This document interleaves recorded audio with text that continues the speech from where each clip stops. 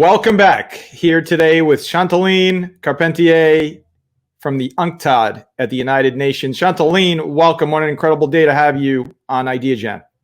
Thank you. Happy to be here. It's an exciting day during this incredible summit.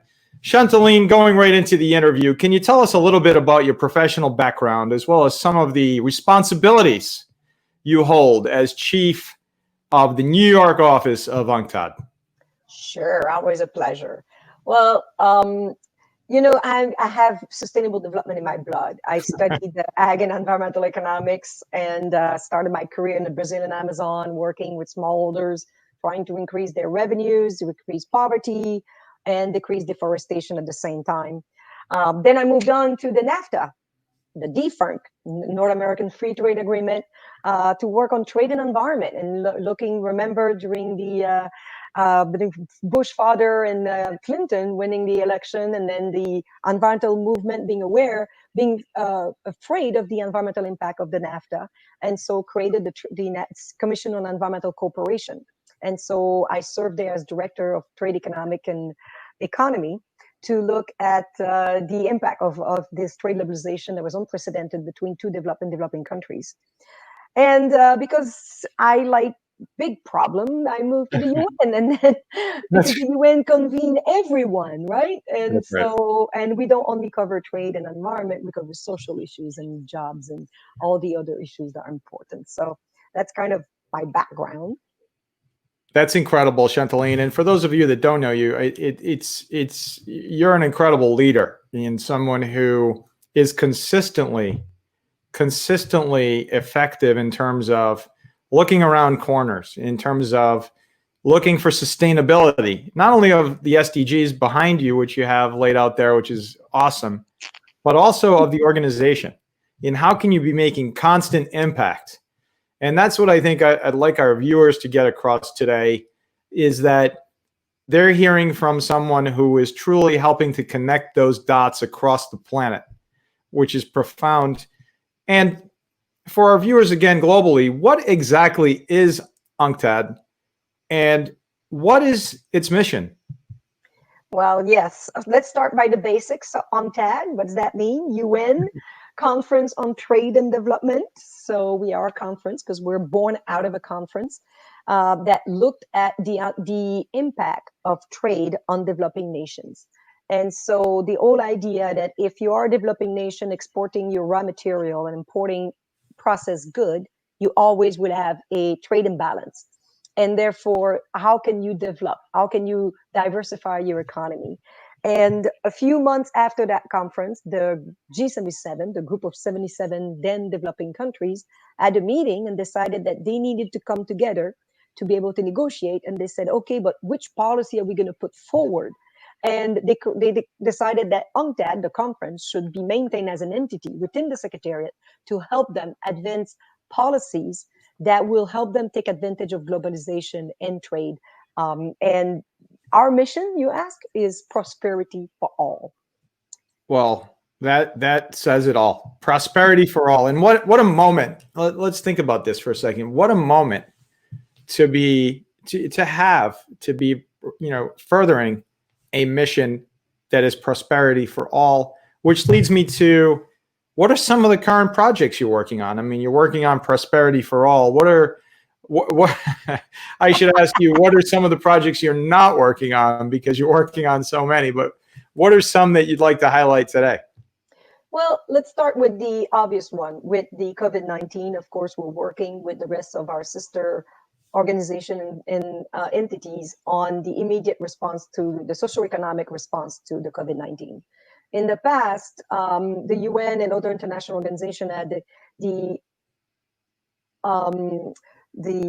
approach was to look at the humanitarian, then come in when there's a crisis, a health crisis, then you do the help, and then after you do development. Now what we're trying to do together, and we came up with a plan in 2 weeks, is to do a socioeconomic response to all at the same time. So one of the things that we're working on is a campaign for sovereign debt for developing countries. So a moratorium on their paying their debt services. because they don't have the money to invest in the health system that they need to invest.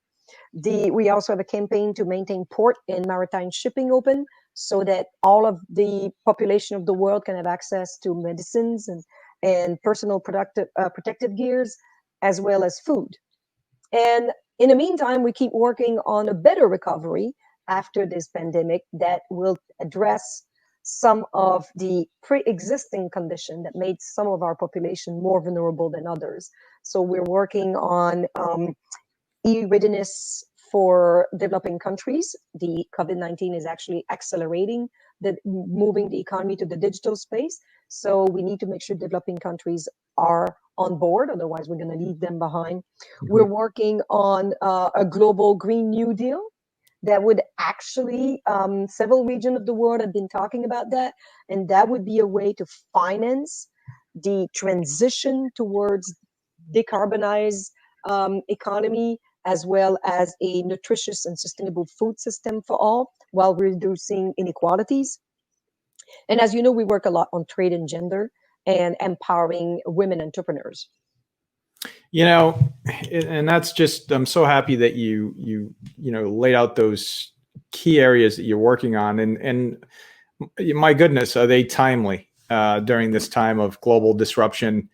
And there are some glimpses of incredible innovation being accelerated throughout the global economy, while at the same time we're seeing some acceleration of poverty, et cetera, and your focus on helping to address that and to mitigate that as we're all trying to get through this together, literally, perhaps for the first time ever as a planet. Everyone has had this shared experience, everyone, from every corner of the entire planet Earth. And so it's been a remarkable moment, especially when you juxtapose upon it the technology aspects of it. But at the same time, you see folks like our friend Jamie Dimon from JP Morgan today, calling out, saying, look, there are some people that have been, adversely affected disproportionately by what's happening. And so I know that you and Hon Ted are looking at that globally as well and helping to address and to not let us lose steam on achieving the global goals by 2030, which is where I'm leading. So with these global goals, these 17 global goals, Ideagen, we espouse the goals. We love the goals. We talk about the goals. We talk about awareness of the goals. You do the same, and we're all in this together. The private sector, the public sector, et cetera, et cetera. Why, I'd love to hear from you, why, in your opinion, in your professional opinion, and perhaps even your personal opinion, are these goals so incredibly critical to achieve by 2030? Well, first of all, George, thank you for the work that Ideagen does. We need the like of Ideagen out there to support the work of the UN, because this is not the UN goal. The SDGs are the people's goals, right? These are, and it's clear in the Agenda 2030 where the SDGs are, that it calls on, for the first time, our decision makers are humbled in admitting that they're so ambitious, they can achieve them alone. We all need to do our part. So we're very grateful for groups like Ideagen that, and you personally, George, that help us achieve that. Thank you. But having said that, the reason that they're so important and to achieve them, first is it's the first time in humanity's history that we actually have universal goal across countries. Some of our countries at war with one another, doesn't matter. We all agree that these are the North Star. This is the roadmap that we are setting for ourselves. And I'll give you a specific example. This woman working in Bangalore, 5 people NGO. She's working to bring people from different castes together through art. And now that she has the SDG, she can go to Parliament and tell the Parliament that her project, though it's tiny, it is within this global umbrella of the SDG, where the whole planet is a movement moving towards the same direction. This is the power of the SDGs to me. Now, the power of the SDG is also acknowledging that we can't leave anyone behind. That we, and this pandemic, George, is showing us that we are as strong as the weakest amongst us. And this, as our health system is as strong as the weakest health system out there. Otherwise, we have to close our border. Imagine the Canadian-US border is closed. Never Incredible. seen that in our lifetime. Incredible. That's because of we have vulnerable people that we can't protect. And therefore, we with the SDGs, if we had advanced further on the SDGs, remember one of the target is universal affordable health care for all. If we had that when the pandemic had hit us, we would be in a much better place right now. Poverty, if we didn't have people in poverty that actually have to go to work, everybody, they can't afford to be in a lockdown or stay home and have to expose themselves, we would not be where we are right now. It's very costly the way we've built our economy, where people have to put themselves at risk to earn a livelihood, and is very costly to the rest of the economy. So, and the SDGs also tell us what, George? That we're not going to achieve prosperity for all. We're not going to achieve the SDGs if we only use 50% of the human capacity out there. That is, we need gender equality and economic empowerment of women. And so they're very powerful because they also show the interlinkages. We're very good as human beings to think about, oh, economic, let's maximize economic growth. Environment, let's minimize environmental impact. Social, let's eliminate poverty, let's provide education for everybody. But that doesn't work like this. We both know in politics, you have choice to make. And you have to hit the right balance between these three things. And you have to think outside the box to find policies that actually advance three goals while not regressing on the others. And this is the power of the SDGs for me. And they're more stronger now. They're stronger now, and we need them more now than before. That's right. And Chantaline, who would have thought that just a few months ago, when you're ringing in the new year, it's January 2020, and everyone's chatting about, looking at the future and looking at the timeline for the SDGs, 10 years to achieve the global goals by 2030. Who would have thought, who would have guessed, who would have even ever imagined that a few short months later, the entire planet would just come to a screeching halt because of an invisible enemy, which is this situation we're in. And at the same time, the goals remain. To your point, the goals remain. And to your point, I agree. I think the goals become even more important as a result of what's happened, because sustainability, in quotes again, becomes really important. Whether you're a small business, whether you're a big business, whether you're a government, whether you're an NGO, you now have to be thinking about how do you sustain what you've created.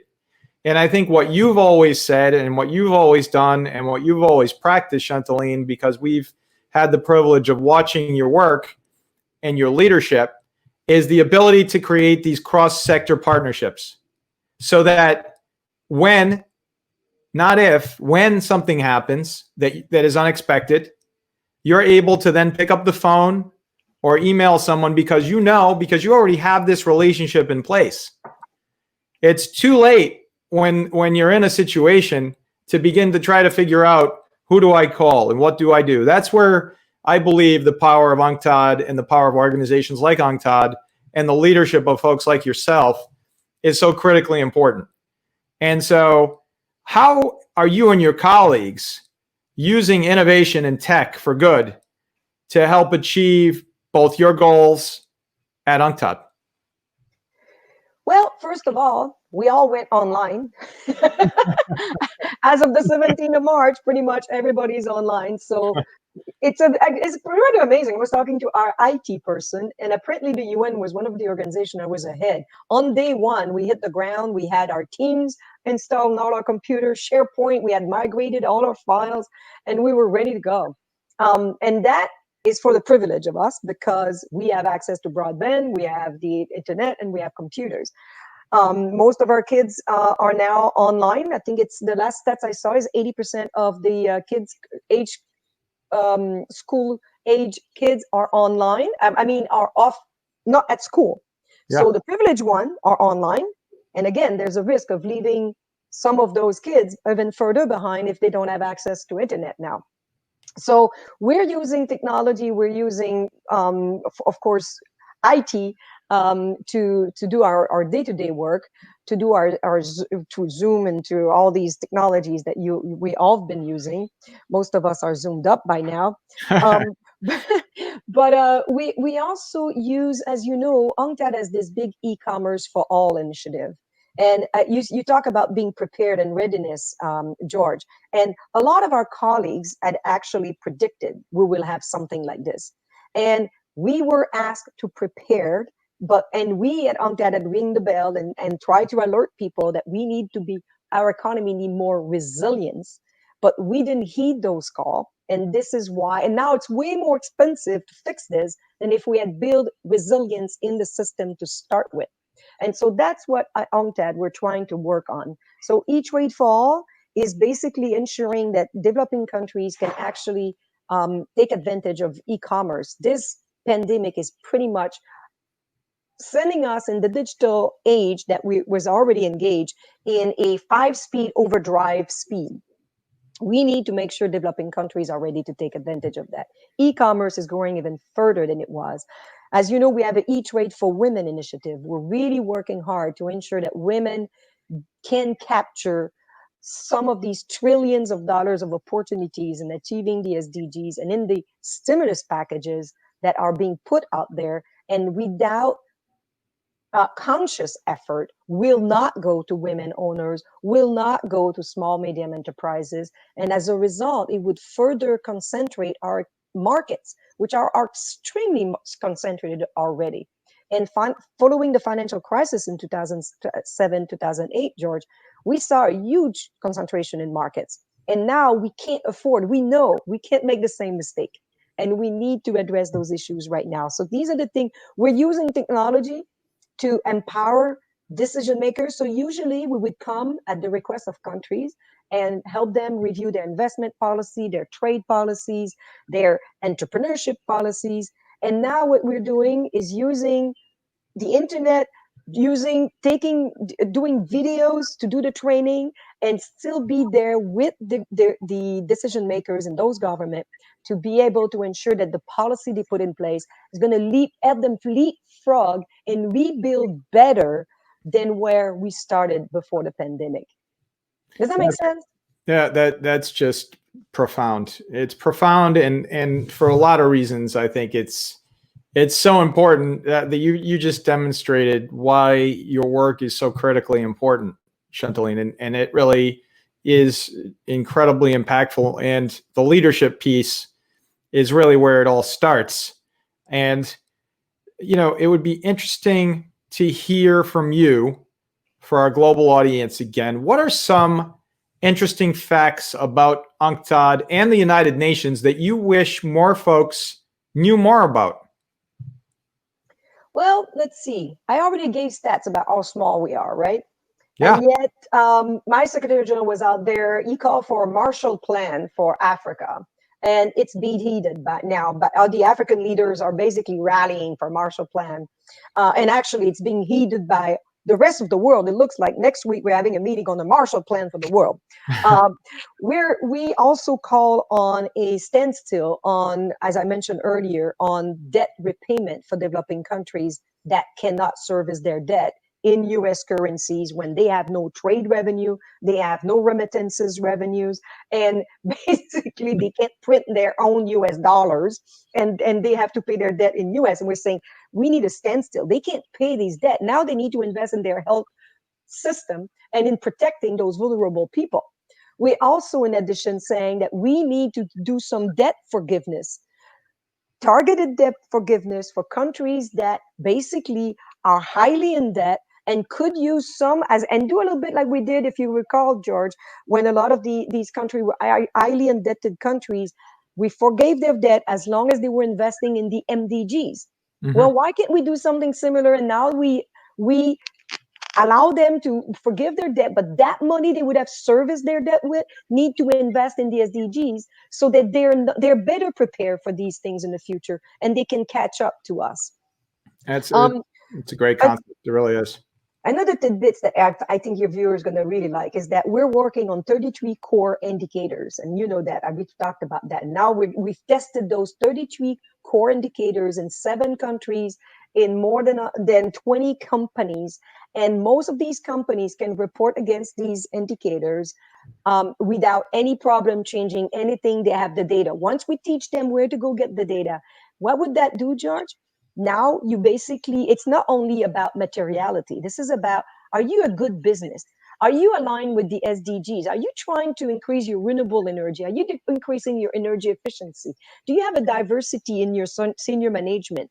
Are you trying to reduce water loss or any loss in your system? And these 33 core indicators are making their happy way into the international system. And we're seeing our sustainable stock exchange initiative now. 96 exchanges around the world are members of our sustainable stock exchanges. 4 years ago, we started asking some of them if they would be willing to ring the bell for on 8th of March for the International Day of Women. Well, guess what? Now we have more than 50 that ring the bell for the international. They do get it. And 50% of them are actually giving training to their listed company on how to report against the SDGs or environmental, social, and governance. These are transformative in themselves. Another thing that I find interesting is we have a program called Asikuda. It's an integrated custom modern custom system that we install in countries. Most country, probably that most people here country have that system. They don't even know Hon Ted, but we went in the country and helped their government. And now what it's helping is to help these medicines and these food and these personal protection equipment come in, because the custom agent don't have to touch each other, see each other. They can do it remotely because it's all electronic.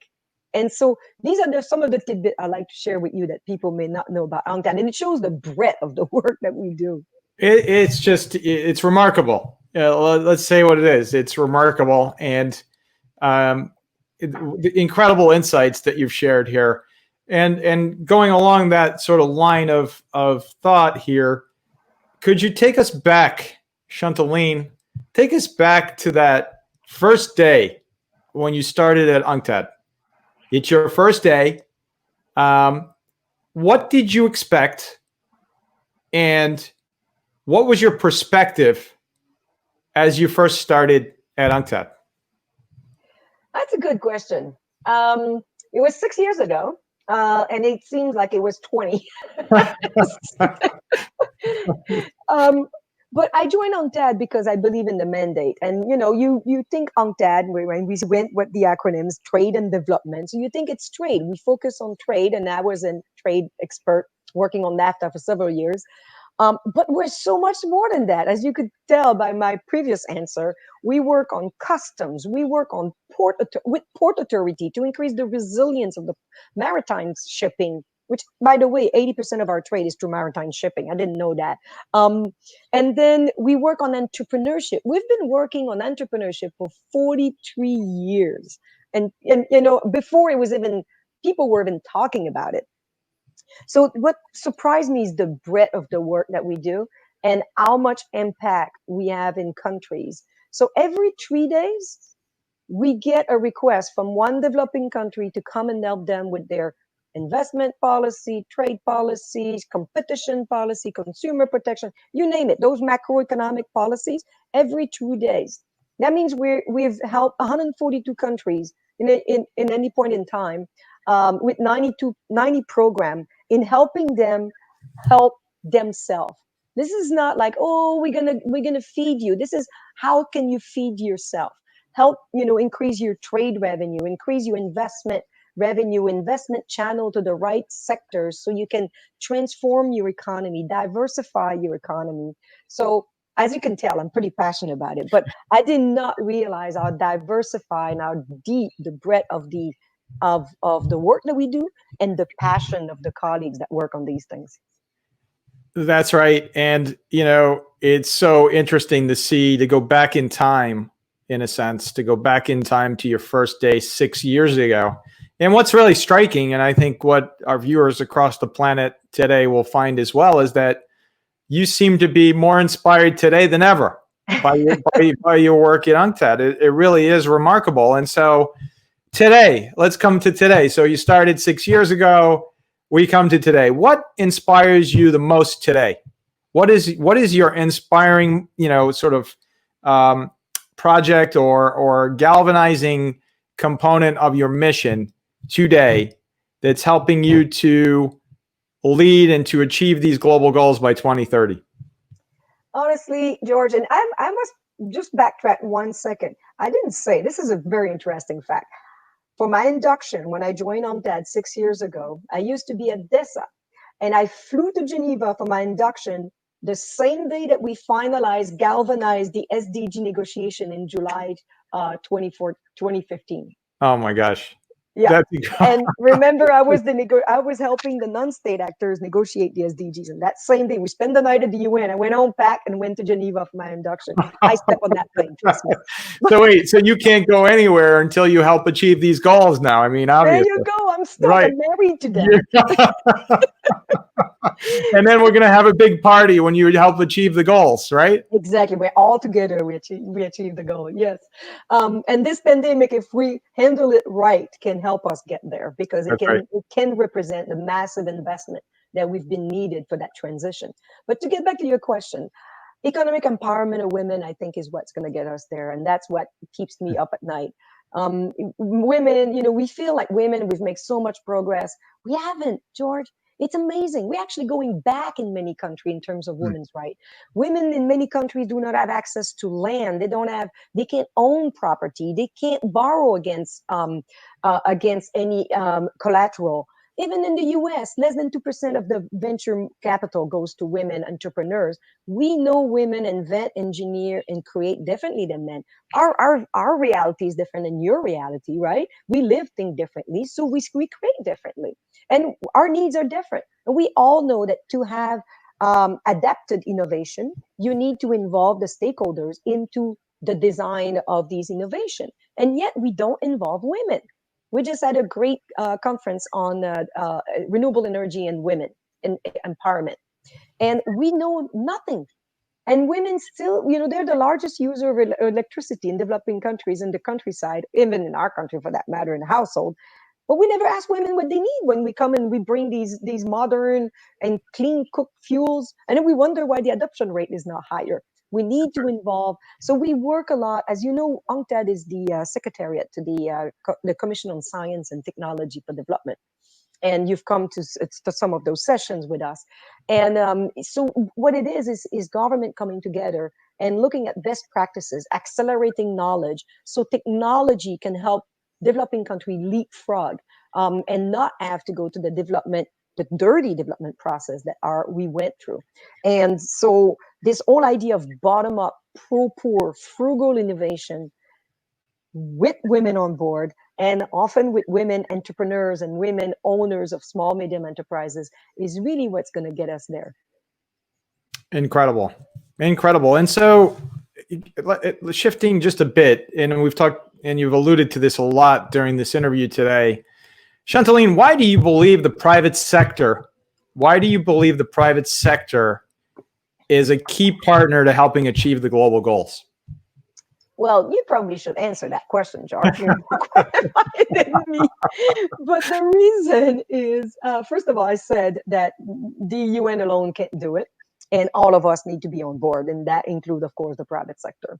The innovation is going to come from the private sector. We all know that.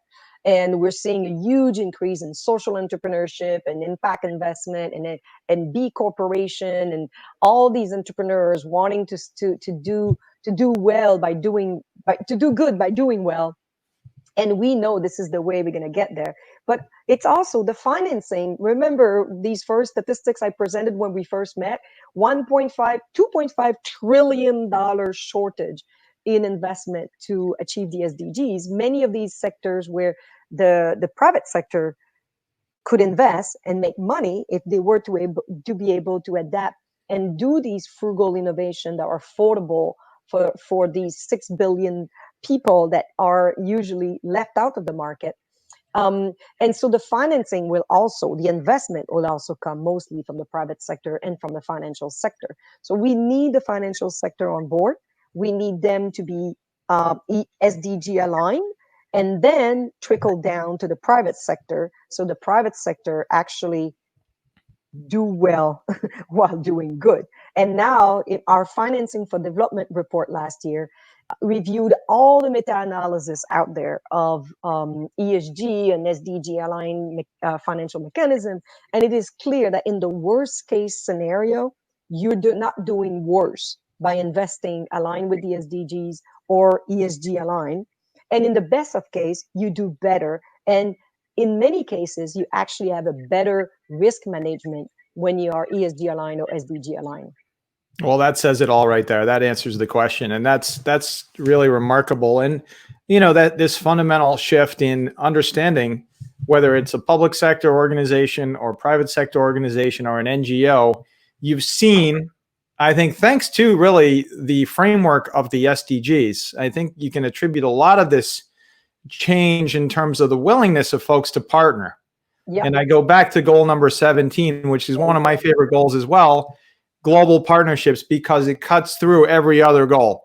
You can't achieve any of the other goals unless you have these partnerships in place. And so goal number 17, appropriately so, ties it in together. And so we're in this short time span. We're heading to 2030, less than 10 years. We're coming out of a pandemic. You know, we can maybe see the other end, the other end of the tunnel where folks are hopeful, et cetera. Okay. Now we're back and we're heading to achieve these goals. Okay. What do you see post 2030 as the most important focus for the UNCTAD, for the UN, for the planet? What can we see? Because it's a short time. We know 9+ years is not a very long time. What do you see as that post SDG 2030 focus? Well, I don't think we have that luxury, George. I think we need to do something now. Otherwise, the world's going to be something we're not going to like to see. And this is why our Secretary General, and I invite everybody to look at his speech he made on climate change and the SDGs and COVID-19, because we need to take this opportunity of this crisis where our government are printing money, flowing money into the market to just keep it going, and ensure that that money goes into not the old sectors, but the new sectors, the green sectors, the renewable energy, the nutritious and sustainable food system, equality, like gig economy. How do we deal with that? When people have no social protection, no healthcare, no nothing, an increasing part of our population in that gig economy. It's time to look at what are the social protection floor needed to support when we know that the economy is going that way. We can't wait in 2030 to do this. We need to rebuild better now and use these fiscal policies that are being put in place, these stimulus packages. And even if we're going to be like in Canada, as you know, Canada is dependent on oil and gas and a lot of natural resources. And Premier Trudeau last week announced that the oil and gas industry and aviation industry, to get money from the government, will have to report against their climate change activities. So Canada signed up to net zero by 2050. Well, they're going to have to report on that. These are the type of using the crisis to kind of break these deadlock that we've been having, and some of these where we try to advance and there's always like, this is the opportunity to break some of those and the things that were impossible to think 2 months ago, George. Debt relief for countries, right, are now possible. They're on the table. But the same is true for those industries and these transition to decarbonize economy and addressing these inequality issues so that we do not come back to this crisis in 10 years from now. That's right. Chantal Carpentier, UNCTAD chief, New York, a leader that is, a giant amongst leaders. We can't thank you enough because of your leadership, because of your consistency. By the way, I personally and professionally believe that leadership must be consistent. And we've watched over the years, Chantal, your consistent leadership, bringing the sectors together, having these conversations, creating awareness. Look, not everyone agrees on how you get there, but we can all agree that we need to get there. Yep. And that's the most important piece. And that's the beautiful thing about the Sustainable Development Goals, is that everyone agreed. All 193 member states came together and agreed on these goals. Like you said, it's the first time in global history of the planet where everyone agreed and said, you know what, we agree. And that was a massive feat. And you were part of that, like you said. And now you're literally part of that constant drumbeat to continue the awareness building and ultimately to hold folks accountable to help achieve these goals. Thank you from Ideagen for all you're doing. Thank you for the partnership that we have in helping to create this awareness. And thank you for your leadership across the planet. I'm so happy that our global audience today had an opportunity to hear from such an incredible leader like yourself. Chantal, Carpentier, Hon Ted. Thank you, George.